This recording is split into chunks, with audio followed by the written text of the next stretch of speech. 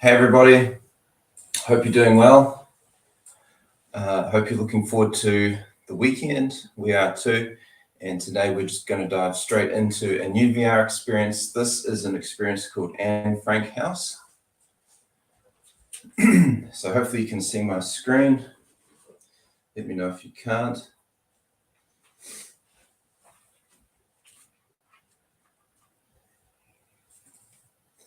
Cool, okay.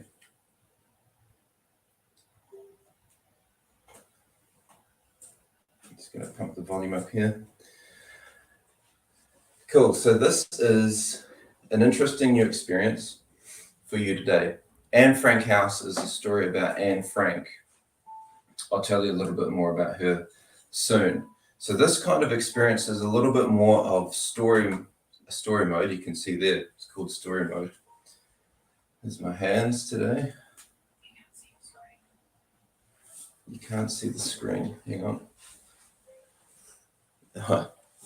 Rookie mistake, guys. Hold on a sec. I just need to actually share my screen. So we need to go to the cast, to the computer.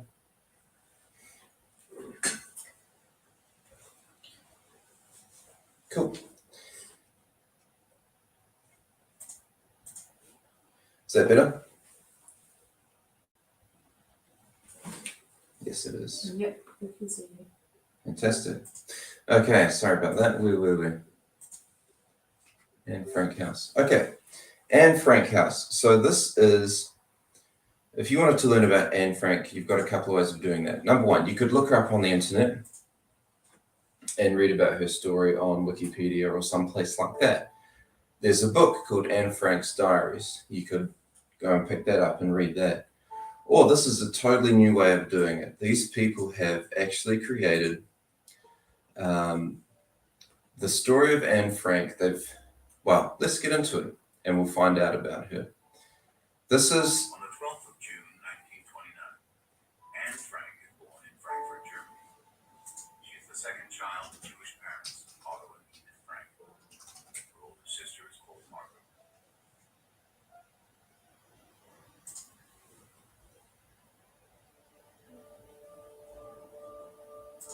In 1933, when Anne is 3 years old, Adolf Hitler and the Nazi Party rise to power in Germany. The Nazis, building on existing anti-Jewish sentiments, blame the Jews for many of Germany's problems. Hitler's government soon passes laws that turn Jews into second-class citizens. Can you imagine what that would be like? Just because of the way you were born, all of a sudden you're not allowed to be a person, basically. As a result, many German Jews decide to leave Germany and seek refuge elsewhere. The Frank family moves to Amsterdam, the Dutch capital. Otto Frank establishes his own business. The family settles in, leading a normal life for a number of years.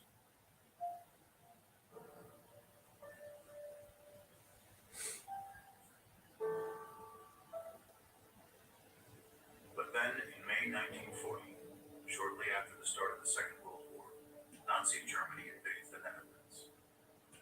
It installs an oppressive regime and starts isolating the Jewish population.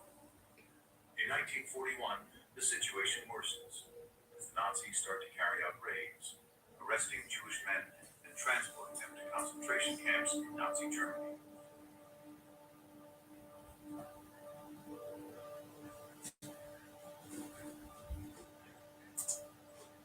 In July of 1942, Marco receives a call of notice to go and work in Nazi Germany.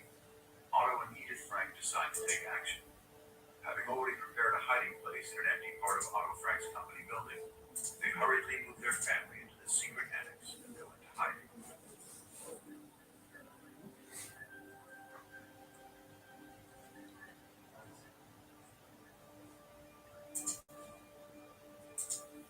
Here, the Frank family is soon joined by 4 other Jewish people.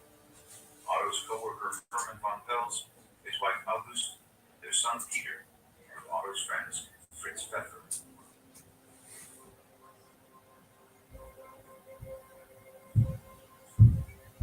It is this group of 8 people who lived together in a small annex for more than 2 years.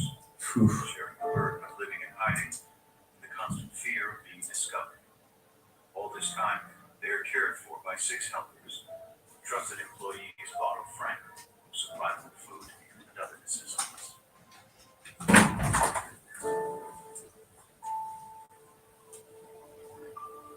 During this period, Anne, a young teenager, keeps a diary, writing about her feelings and experiences in the attics, about the events taking place in their secret hiding place, its entrance hidden behind a revolving bookcase. How cool.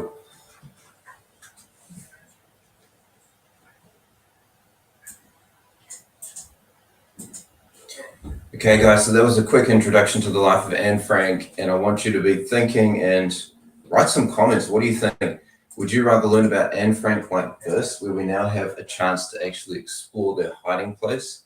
Or would you rather read the book or look it up online? Not a lot of action in Countless friends and acquaintances are on their way to a horrible destination. Night after night, the green or gray military vehicles drive by, ringing every bell to ask if Jews live there. If so, the whole family has to go along right away. If not, they move on. Wow. No one can escape their fate unless they go into hiding. Wow, that's pretty crazy. So have a think about this, because let's say the last 2 years we've all had to stay Our home. hiding place has now become a true hiding place. Mr. Kugler, you see, thought it would be better to place a cupboard in front of our door. But then, of course, a cupboard on the hinges that can open like the door. Now, when we want to go downstairs, we have to duck first, then jump. After 3 days, we were all walking around with bumps on our foreheads, because everyone kept banging their heads against the low doorway. Peter then made the door frame as soft as possible by nailing to it a cloth full of wood shavings. We'll see if it helps. So the last 2 years we've been kind of stuck at home. Imagine if you were stuck for those 2 years in lockdown, but with the added thing of you have to make it look like you're not there and basically not make a sound because people are looking for you.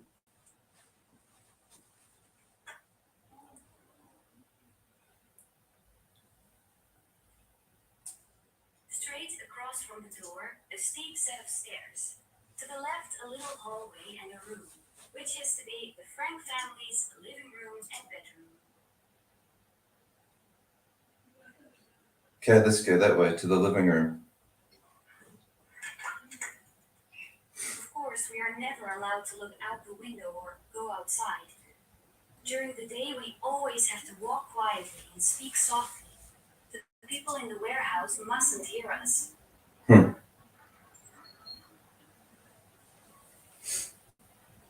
I touch anything? No.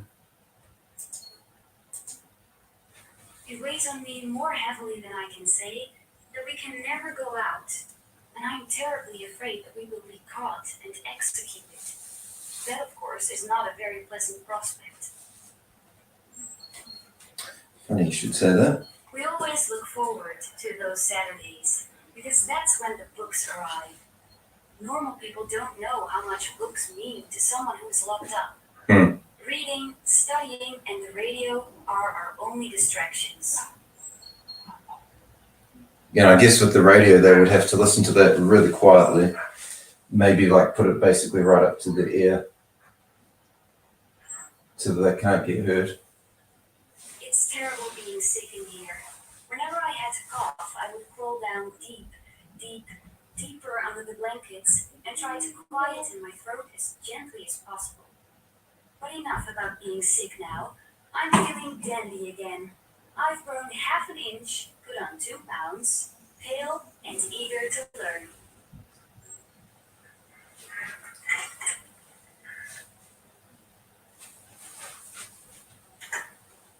Our little room, with its stern walls, was very bare until now, thanks to Father, who had brought my whole collection of picture postcards and movie stars here beforehand. I have been able to treat the walls with a pot of glue and a brush, and so turn the entire room into one big picture.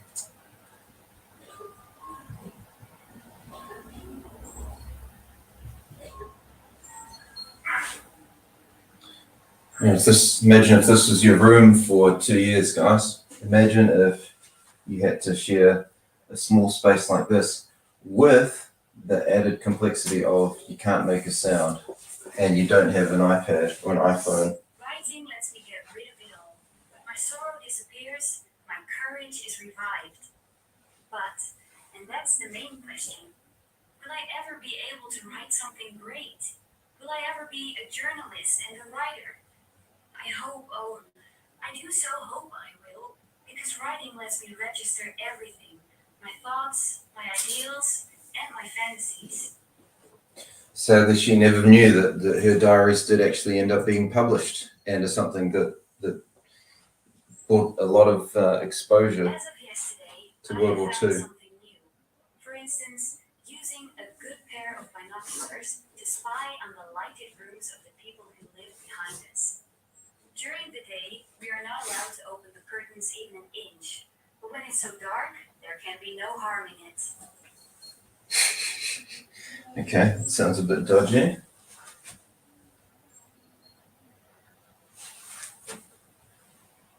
My hopes are fixed on the time that will come after the war. I would love to go to Paris for a year and London for a year to learn the language and study art history.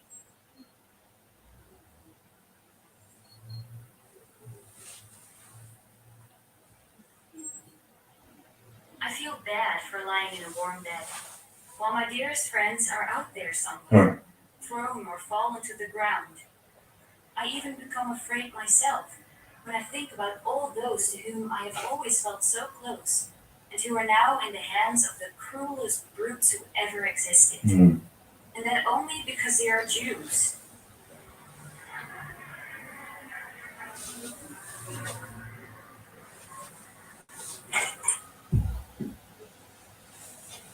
Okay, let's see where we're going next. Margot and Mother are on pins and needles. Shh, Father. Quiet, Otto. Shh. It's 8:30. Come here now. You can't run the water anymore. Walk quietly. These are the various cries that go out to Father in the bathroom. At the stroke of 8:30, he must be in the room. Not a drop of water, no walking, everything quiet. When there's no one in the office downstairs, everything sounds so much louder in the storeroom.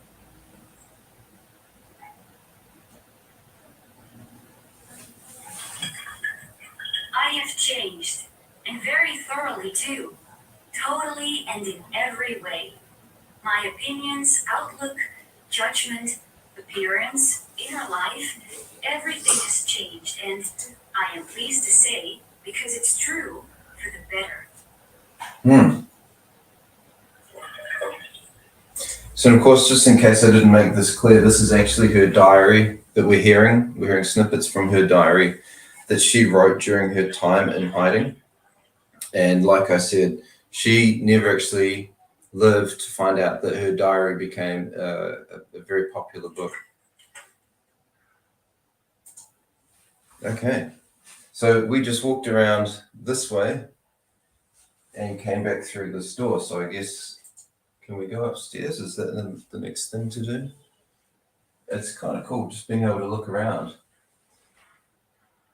If one climbs the stairs and opens the door at the top, one is amazed to find such a large, light, and spacious room in such an old canal house. The kitchen, in other words, and also the bedroom of Mr. and Mrs. Van Pels, the common living room, dining room, and study. So up the stairs. Oh, I'm over here. Okay.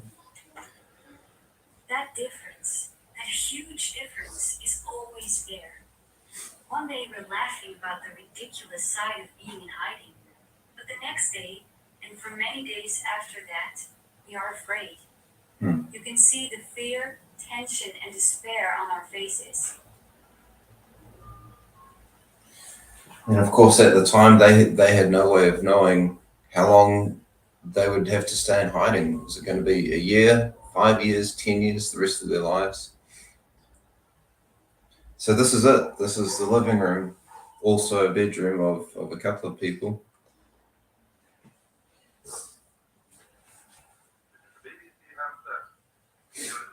This is the day, the English radio said at 12 o'clock. And rightly so, this is the day. The invasion has begun. The annex in an uproar. Could it really be that the long-awaited liberation is on its way? The liberation about which we've talked so much, but that is still too lovely, too fabulous to ever come true. Could this year, this 1944, grant us victory? We don't know yet either, but the hope that springs eternal makes us brave, gives us renewed strength. Wow, so the war did end in 1944. So the fact that she didn't survive the war, that's such a shame that they lived so long in hiding and got so close. But let's keep talking about the story. I don't want to get ahead and spoil anything for you guys. During the 21 months we've been here, we have gone through quite a number of food periods. By food periods, I mean periods during which one gets nothing else to eat but a certain dish or certain vegetables. It is not nice at all to have to eat sauerkraut, for example, every day at lunch and at dinner again. But when you're hungry, there are lots of things you put up with.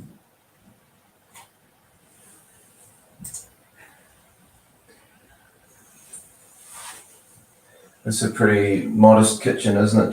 Just one bench in the lounge, no fridge, no microwave. They wanted to cook something to eat, they had to cook it there.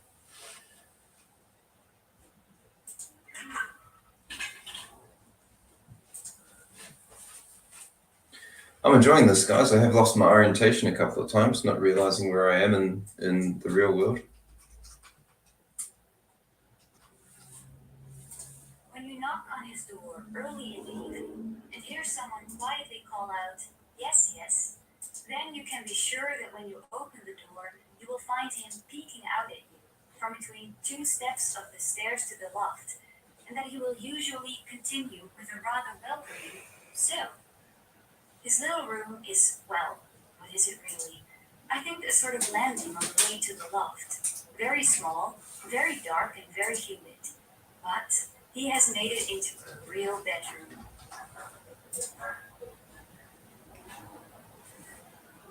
Whose bedroom is this?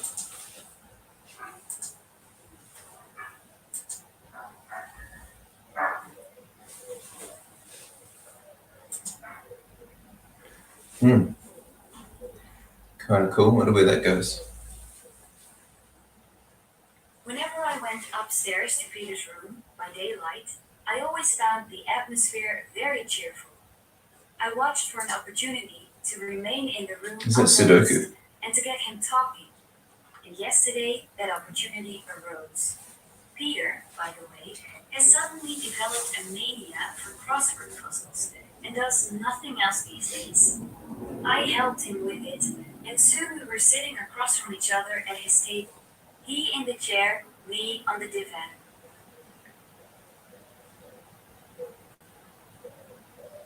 Do you really think that father and mother would approve of me sitting on a divan with a boy, kissing? A boy of 17 and a half and a girl of almost 15? I don't really think so. But I have to rely on myself in this case. It's so peaceful and safe to lie in his arms and to dream. It's so Okay. exciting to feel his cheek against mine. It's Okay. so lovely to know that someone is waiting for me. Sorry, guys. I didn't realize this was going to get R-rated. But let's move on, shall we? I've reached the point where it doesn't matter much anymore whether I die or whether I live on. The Wow. world will go on spinning without me. And I can't do That's true. anything to change events anyway. I let it come and do nothing but study. And hope that things will turn out well.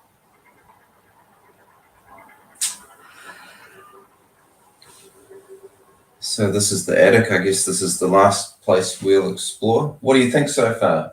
Is this a more interesting way of learning about somebody's experience?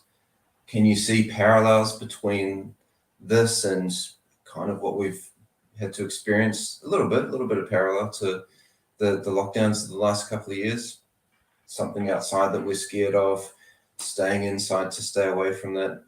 Obviously, nothing can compare to the fear that they would have had of the fact that if a soldier was outside and heard something funny and thought, I'm going to investigate, that could be the end of it for everybody. I go up to the loft almost every morning to let the stuffy indoor air blow out of my lungs. This morning, when I went to the loft again, Leo was there cleaning up. He was done quickly, and while I was sitting at my favorite spot on the floor, he came over too. The two of us looked at the beautiful blue of the sky, at the bare chestnut tree with the little drops glistening on its branches, at the seagulls and other birds that seemed made of silver in the sunlight. And all of that moved and touched both of us, so that we could no longer speak.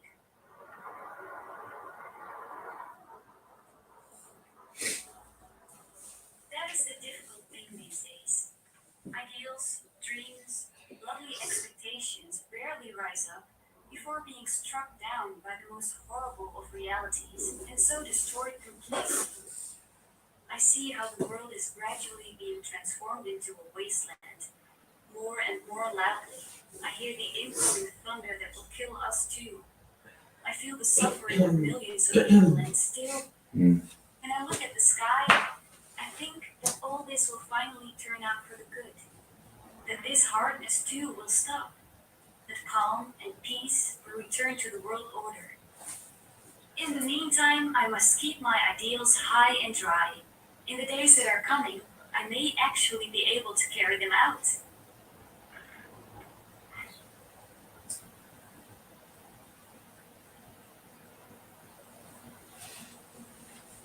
Wow, there's that Morning of window. the 4th of August, 1944. The hope Anne is holding on to is suddenly all lost. The hiding place is discovered, and police barge into the attics, arresting everyone. Shame. I wonder how they found out. The group is transferred to Auschwitz. Men and women are separated upon arrival. After 2 months, Anne and her sister Margot are transferred to Bergen-Belsen. The living circumstances in the camp are horrific. And in February 1945, Anne and Margot both die from illness and exhaustion. Far 2 out. months before the camp is liberated. Wow. Of the entire group, only Otto Frank survives the camps. Wow. When he returns to the Netherlands, he finds the annex completely ransacked. Most of Anne's writings, however, had been safeguarded after the raid by one of the helpers, Meet Peace. When it becomes clear that Anne has died, they're handed over to Otto. Upon discovering Anne wanted to publish a book about her experiences, he decides to fulfill her wish. That's so In cool. 1952, Diary of a Young Girl is published in English. It will become one of the most read books in the world, translated into more than 70 languages.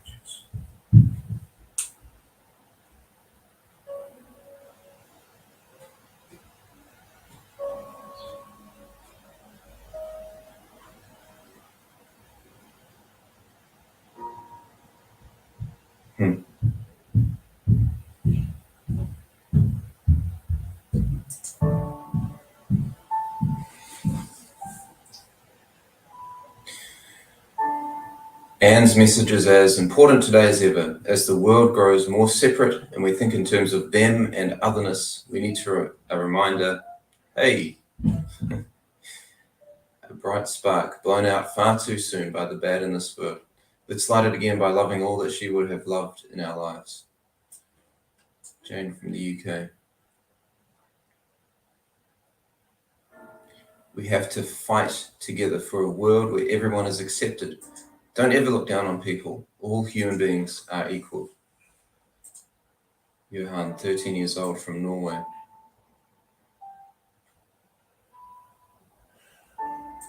The question is, are we doing enough in our daily lives to make sure this doesn't happen again? Hilda from the USA.